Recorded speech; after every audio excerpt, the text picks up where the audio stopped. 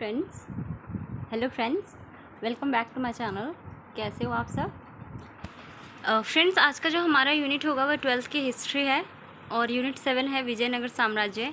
इससे पहले से फर्स्ट बुक और सेकंड बुक के 2 चैप्टर्स मैंने यूट्यूब पे अपलोड कर दिया है, तो आप लोग वहाँ जाके देख लीजिएगा।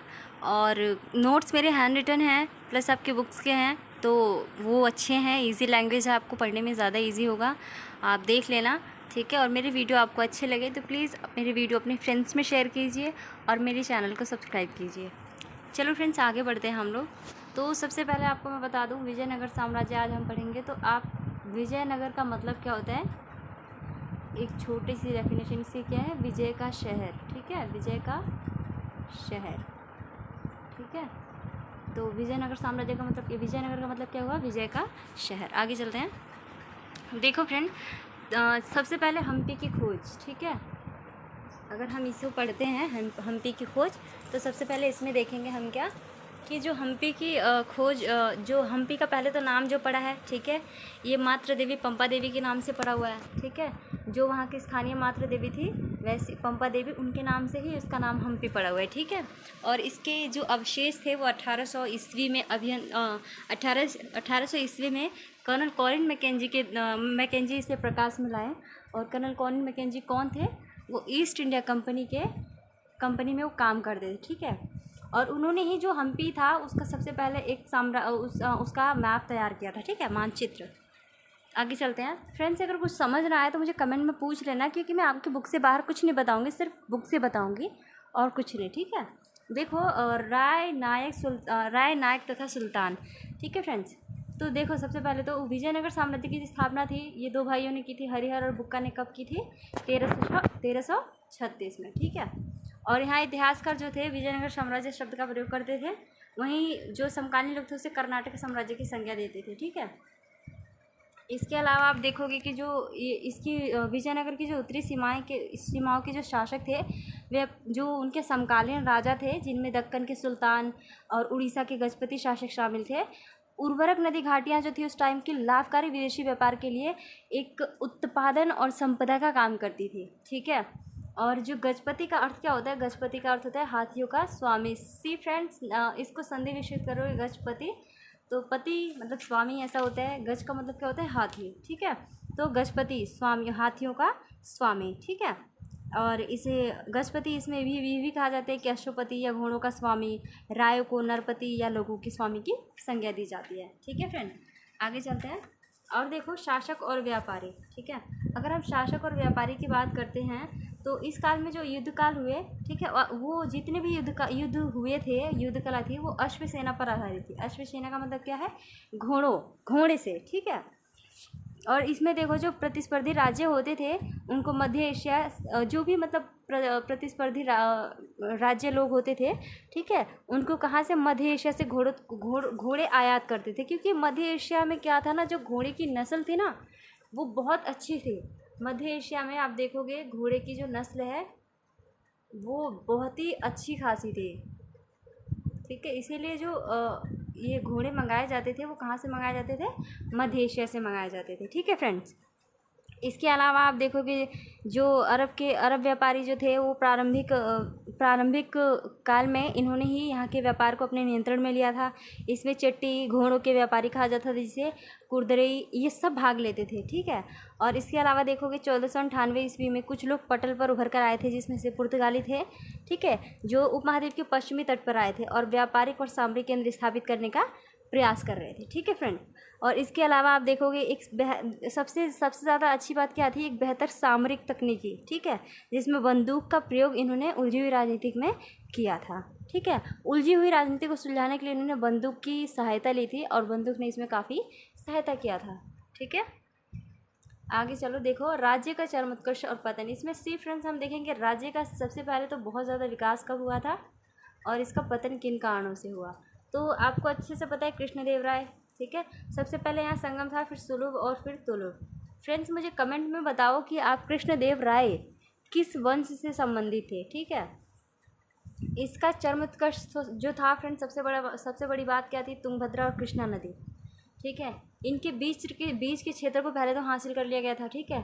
प्लस उड़ीसा के जो शासक थे, ठीक है, उनका दमन किया गया था और एक नगलापुरम गांव उपनगर स्थापित किया था कृष्णदेव राय ने, जो उनकी माता के नाम पर था। ठीक है, राज्य का विस्तार और उन्होंने उसका सुदृढ़ किया, नदियों के पानी से उन्होंने सिंचाई किया। ठीक है, किले बंदियाँ, ये मतलब उनका चरमोत्कर्ष, मतलब कहने का मतलब ये है कि उनके जो कृष्णदेव राय थे, उनके काल में जो राज्य था वो बहुत ही चरमोत्कर्ष पे था, मतलब बहुत ही ज़्यादा समृद्ध था। समृद्ध किस मायने में था, क्योंकि मसाले थे, आप देखोगे मसालों में प्रचुर मात्रा में विजयनगर साम्राज्य में था। ठीक है, प्लस उपजाऊ भूमियाँ थी, सिंचाई के लिए बेहतर स्रोतीय साधन थे। ठीक है, और बाहरी आक्रमण से सुरक्षित के लिए उन्होंने किलेबंदियाँ करवा रखी थी। ठीक है, तो जाहिर सी बात है एक राजा का जो कर्तव्य बनता है, उन्होंने सारी बातें करी थी, जिसकी वजह से जो विजयनगर साम्राज्य था वो काफ़ी बहुत ज़्यादा समृद्ध और सुदृढ़ था। ठीक है, अब इसके पतन के कारण देखोगे आप तो क्या देखोगे, सबसे पहले कृष्णदेव राय का एक छोटा से देख लो। ये इनकी बहुत दृढ़ीकरण थे, मतलब किसी चीज़ को अगर ठान लेते थे तो उसको करते थे। इनकी मृत्यु हुई 1529 में हो गई थी। ठीक है, और इनके मरने के बाद ही जो विजयनगर साम्राज्य में था उसमें राज्य का तनाव आ गया था और वहीं से उसका पतन होना स्टार्ट हुआ था। ठीक है, देखो यहाँ पे फ्रेंड्स, पतन में देखो सबसे पहले तो उत्तराधिकारी जो विद्रोही और सेनापति से चुनौती का सामना करना पड़ा।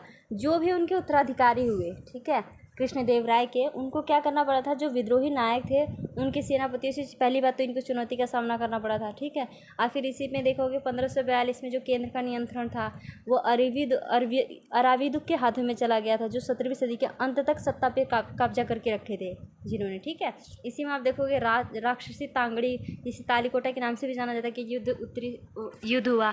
इसमें देखोगे फ्रेंड्स, इसमें कौन कौन शामिल थे, तो देखो बीजापुर था, राक्षसी तांगड़ी विद्रोह में बीजापुर, ठीक है, अहमदनगर, ठीक है, अहमदनगर, गोलकुंडा। ठीक है, और इनकी संयुक्त सेना ने क्या किया, विजयनगर पे आक्रमण किया था। ठीक है, और सुल्तान और राय में भी अनबन होती थी, और सेना भी मतलब कहीं ना कहीं साम्राज्य के पतन के लिए उत्तरदायी थी, क्योंकि उनमें आपस में ही कलह होता था। ठीक है, और जैसे कि आगे देखोगे, इसमें आगे बहुत सारी चीज़ें देखोगे, जो उत्तराधिकारी को लेके विवाद हुए थे बहुत सारे। ठीक है, और लोगों के जो व्यवहार थे वो काफ़ी शत्रुतापूर्ण हो गए थे। ठीक है, और साम्राज्य इसी में देखो आप लोग कहाँ केंद्र से पूर्व की ओर स्थानांतरित हो गया था, जहाँ पे अराविदु राजवंश ने पेंडुकोंडा और बाद में चंद्रगिरी यानी तिरुपति के समीप से शासन किया था। ठीक है, विजयनगर का जो विध्वंस के लिए सुल्तान की जो सेनाएं थी वो भी काफ़ी हद तक इसमें सहायक थी। ठीक है, इसके अलावा धार्मिक विभिन्नताएं होने के कारण भी शत्रुतापूर्ण व्यवहार हुए थे। ठीक है, तो ये इसके पतन के कारण थे। ठीक है फ्रेंड्स, और भी बाकी बहुत सारी चीज़ें देखोगे आप लोग इसमें पढ़ोगे। और फ्रेंड्स एक और बात कि कृष्णदेव राय ने विजयनगर के शासन कला पे एक पुस्तक लिखी थी। ठीक है, उस पुस्तक का नाम क्या था, अमुक्त मल्यद नामक तेलुगु भाषा में। देखो अमुक्त मल्यम फ्रेंड्स, आपका पेपर जो पैटर्न है चेंज हो गया, एक नंबर में क्वेश्चंस आते हैं, तो 1 नंबर के क्वेश्चंस ये बहुत हेल्पफुल होंगे आपके लिए। ठीक है, आगे चलते हैं। हम देखो राय और नायक हम कहें तो किसको है, साम्राज्य में शक्ति का प्रयोग करने वालों में सेना प्रमुख थी। ठीक है, जिनका किलों पर नियंत्रण था और इनके पास सशस्त्र समर्थक होते थे, और ये एक स्थान से दूसरे स्थान पर जाते थे। ठीक है, और इनके साथ कुछ किसान भी जाया करते थे। ठीक है, तो इन्हीं को क्या कहा गया था, नायक। ठीक है, जिनके पास उसके सशस्त्र समर्थक हो और राज्य किलों पर नियंत्रण कर रखा हो, इन्हीं को बोलेंगे नायक। ठीक है, आगे चलते हैं। अब देखो जो अमर नायक प्रणाली थी, ये क्वेश्चंस बहुत आते हैं इसके ऊपर, तो आप लोग देख लीजिएगा, इंपॉर्टेंट है ये, स्टार बना देती हूँ मैं, 5 स्टार, बहुत इंपॉर्टेंट है इसलिए। देखो अमर नायक जो प्रणाली थी विजयनगर साम्राज्य की एक प्रमुख राजनीतिक खोज थी। ठीक है, इसी में अमर नायक कौन होते थे, ये सैनिक कमांडर थे। ठीक है, जिन्हें राय द्वारा प्रशासन के लिए राज्य क्षेत्र दिए जाते थे। सी फ्रेंड्स, राय का मतलब होता है, मतलब ये एक उपाधि है। जैसे कि आप लोग देखोगे राजाओं महाराजाओं में कितने लोगों को राय साहब कह के पुकारा जाता है। ठीक है, तो जो राय साहब है ये क्या है, स्पेशल प्रिविलेज देता है व्यक्ति को। ठीक है, व्यक्ति विशेष को, तो उसको राय बोला जाता है। मतलब एक family, head of the family, उसको क्या बोला जाता है, राय। ठीक है, मुखिया हो गया चाहे राय है, तो राय हेड ऑफ द फैमिली ही नहीं बल्कि राय बहुत, मतलब राजा में भी बोल सकते हो, राय साहब हैं। ठीक है, सम्राट जो है ये सब ऐसे ही हैं कि राय मतलब अपने नाम के आगे एक होता है ना स्पेशल प्रिविलेज लगा देना, वही थी। ठीक है। और जो अमर नायक थे ये कौन थे? सैनिक कमांडर थे। और जो राय थे इनके द्वारा इन्हें क्या दिया जाता था? प्रशासन के कार्य दिए जाते थे, जिसमें इनके अंतर्गत शिल्पकार, किसान और व्यापारी सारे सम्मिलित थे। और ये लोग क्या करते थे? कर वसूली का काम करते थे, ठीक है। और कर वसूली में जितने थोड़े पैसे अपने पास भी रखते थे, क्योंकि सेना के संचालन में, हाथियों के रखरखाव में उनको रखना पड़ता था, ठीक है। और अमर नायक जो थे वो राजा को वर्ष में एक बारी भेंट जरूर देते थे। और उनके प्रति जो उनके मन में भक्ति थी, मतलब राजा को लेकर के जो अमर नायक के अंदर जो भावनाएं, जो भक्ति होती थी अपने राजा को लेकर के, वो गिफ्ट के द्वारा प्रकट करते थे, ठीक है। और अपनी भावनाओं को उन तक पहुंचाते थे। आगे चलते हैं। इसे मैंने नहीं बताया है, ये आप लोग देख लीजिएगा, इसमें कुछ खास है नहीं, इसलिए मैंने कुछ बताया नहीं है, ठीक है। आगे चलते हैं। देखो किलेबंदी और सड़कें, किलेबंदी की आवश्यकता क्यों पड़ी? सड़कें तो खैर छोड़ो, किलेबंदी की आवश्यकता क्यों पड़ी? क्योंकि देखो फारस के शासक द्वारा कालीकट भेजा गया दूत कौन थे? अब्दुल रज्जाक, ठीक है। इन्होंने ये क्या, विजयनगर साम्राज्य में जो किलेबंदी की गई थी ना फ्रेंड्स, उससे ये बहुत ज़्यादा प्रभावित थे, बहुत ज़्यादा, कि मतलब किस हद तक किलेबंदी की गई है यहाँ पे और किस लिए की गई है, ठीक है। तो देखो इसमें क्या क्या इन्होंने बताया था। इन्होंने क्या बताया कि फ्रेंड्स, इन्होंने क्या बताया कि इन्होंने बताया किलेबंदी से न केवल शहर को ही घेरा गया है, बल्कि क्या करा गया? कृषि और आसपास के क्षेत्रों को भी, जंगलों को भी घेरा गया है। अभी इतना पॉइंट्स पढ़ने के बाद मैं आपको बताऊंगी कि क्यों ऐसा किया जाता था, वो सब बता दूंगी, ठीक है। दूसरा इन्होंने क्या बताया? सबसे बाहरी दीवार शहर के चारों ओर बनी पहाड़ियों को जोड़ती थी और इसकी संरचना क्या थी? सुंडाकार थी, ठीक है फ्रेंड्स, सुंडाकार थी। और खेतों को भी घेरा गया था, इन्होंने बताया। तो फ्रेंड्स, खेतों को, जंगलों को और किलों को घेरने का एक ही तात्पर्य था कि बाहरी आक्रमण से बचा जा सके, ठीक है। कि उस साम्राज्य पर कोई अगर बाहरी आक्रमण हो रहा है तो उससे हम निपट सकें, उससे बचा जा सके, क्योंकि दुश्मन कुछ भी कर सकता है। तो अगर हम विजयनगर साम्राज्य में क्या था? खेतों को कवर करने का मतलब ये था कि कहीं खेतों में आग ना लगा दे जिससे फसल का नुकसान हो सके, ठीक है। और काफ़ी पहाड़ियाँ थी अच्छी जिन्होंने उस साम्राज्य को सुरक्षा प्रदान किया था। तो मेन बात यही था किलेबंदी करने का, कि बाहरी आक्रमण से बचा जा सके, ठीक है। आगे देखो, अब आता है महानवी डिब्बा। ये भी इम्पोर्टेंट है, ये भी पेपर में आता है, बहुत आता है, ठीक है। आपको ना समझ में आए तो मुझसे पूछ लेना, ठीक है। महानवी डिब्बा, ठीक है फ्रेंड्स। देखो महानवी का मतलब क्या होता है? शाब्दिक अर्थ महानवा दिवस। फ्रेंड्स जो होता है ये महानवा दिवस का मतलब यहाँ पे ये है, जो नवरात्रि का त्यौहार पड़ता है उसी को महानवमी हम बोलते हैं, ठीक है। और यहाँ पे बहुत सारे काम किए जाते थे, जैसे कि यहाँ पे विजयनगर के शासक अपने रुतबे, ताकत, अभिराज जो ये महानवी डिब्बा का त्यौहार होता था, इसमें विजयनगर के जो शासक हुआ करते थे वो अपने रुतबे का प्रदर्शन करते थे। रुतबे का प्रदर्शन कैसे करते थे? या फिर भूमिदान दे करके, कहीं कोई मूर्ति बनवा दी है, ठीक है, कहीं किसी मंदिर में गेट लगा दिया है। आप आगे देखो कृष्णदेव राय ने गोपुरम का जो फ्रंट पूर्वी शायद द्वार है वो कृष्णदेव राय ने ही बनवाया है, ठीक है। तो इस तरह से वो अपने रुतबे का प्रदर्शन करते थे। प्लस जो अतिथि आते थे उनके लिए जो उपहार दिया जाता था वो भी उनकी कहीं ना कहीं रुतबे का प्रदर्शन करता है, ठीक है। आगे देखो, इनके जो ये महानवी डिब्बा के त्यौहार होता था, इसमें क्या मूर्ति पूजा, रात्रि की, अश्व की पूजा, भैंसों और अन्य जानवर की बलि दी जाती थी यहाँ पे, ठीक है। इसके अलावा यहाँ क्या होता था? नृत्य होती थी, कुश्ती प्रतियोगिता, हथियारों और राजाओं द्वारा अतिथियों को दिए जाने वाला भेंट बहुत ही ज़्यादा इंपॉर्टेंट हो जाता है, जो राजाओं अपने अतिथियों को देते थे, ठीक है। आगे देखो, गोपुरम और मंडप, ठीक है। तो फ्रेंड्स मैं बता दूं आपको गोपुरम और मंडप के बारे में। तो आप मुझे एक बार ये बताना कमेंट में कि गोपुरम का कौन सा द्वार राजा कृष्णदेव राय ने बनवाया था, ठीक है फ्रेंड्स। और प्लीज़ अगर मेरे वीडियो आपको अच्छे लगें तो प्लीज़ मेरे वीडियो अपने फ्रेंड्स में शेयर कीजिए और लाइक शेयर कमेंट ज़रूर कीजिए, ठीक है। गोपुरम पढ़ते हैं हम लोग।